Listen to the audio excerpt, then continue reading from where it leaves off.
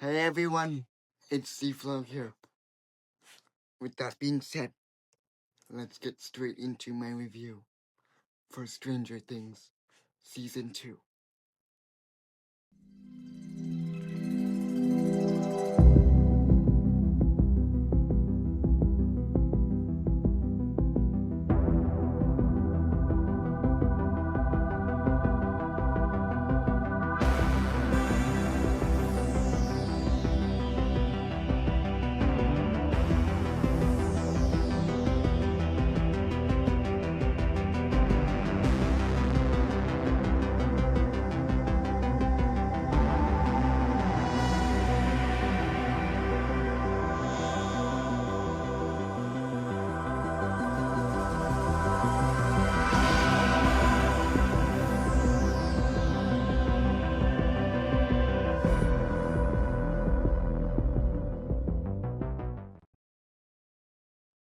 Season 2 of Stranger Things had quite a difficult job to follow. It had to follow one of the strongest first seasons in modern television while expanding the world without losing what made the show special in the first place. While it may not reach the same height as Season 1, Season 2, it still delivers a darker, more emotional continuation of the story. We'll get into this more into the video, but this is the weakest season of the show for me. The season picks up right after Will's return, and right away you can tell that Hawkins is not back to normal. Will may be home, but the Upside Down never truly left him. His visions and episodes add a psychological layer to the season, turning him into one of the most tragic characters in the show. Watching Will struggle while everyone around him tries to protect him is one of the most emotional parts of season 2. And again, Winona Ryder has some of the best acting in this season. Now, the kids in this season 2, they continue to be the highlight of the show for me. Their friendships are tested as they grow older and face more complicated emotions, like love. Mike's grief of losing Eleven is really touching, and it's just really special seeing their relationship bond from season 1 to season 2. Max's introduction in this season is really well done. Max immediately blended well with the other characters. With the other kids, especially Lucas. Lou Max is easily my favorite couple in the show.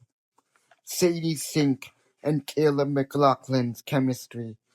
Honestly, it feels like Miles and Gwen's relationship in the Spider-Verse films. And I'm sorry, every video I make, I somehow make a Marvel reference. And it's way out of my control. But anyway, their relationship is really special. And they're easily my favorite couple in the entire show.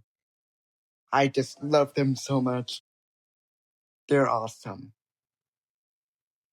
I didn't really mention it in the last video, but let's talk about Steve Harrington. In season 1, Steve is just straight up a to everyone. No offense, Steve Harrington fans, but you've got to admit I'm right about that. In season 2, Joe Carey locks in and does a complete 180 and changes everyone's mind. Steve Harrington then becomes a fan favorite, especially with his brotherly relationship with Dustin. Another thing that I love about this season is the relationship between Hopper and Eleven.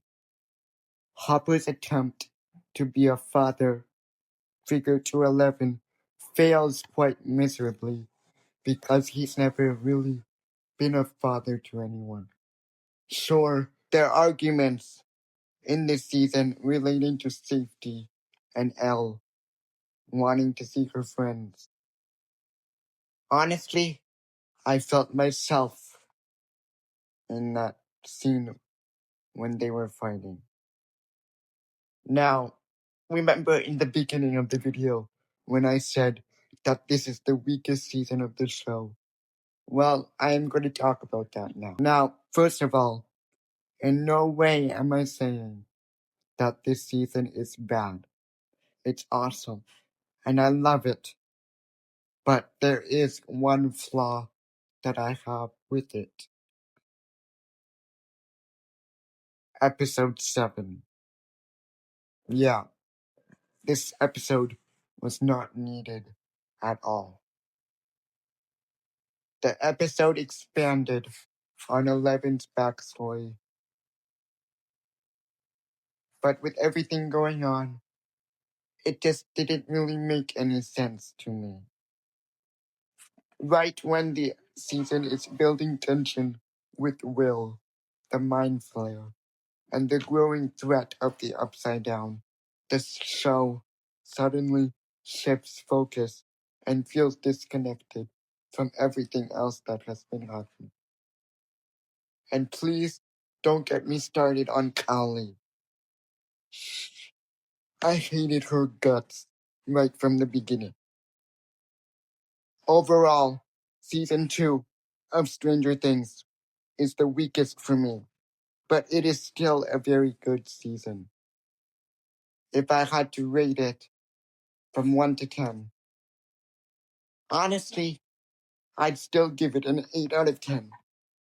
Stay tuned for next week's video on Stranger Things Season 3 and how it's a never-ending story with how good it is. Thanks for watching. Thank you guys for watching the video. As always, subscribe, leave a like, and hit the notification bell for brand new uploads on my channel. See you next time. Peace out.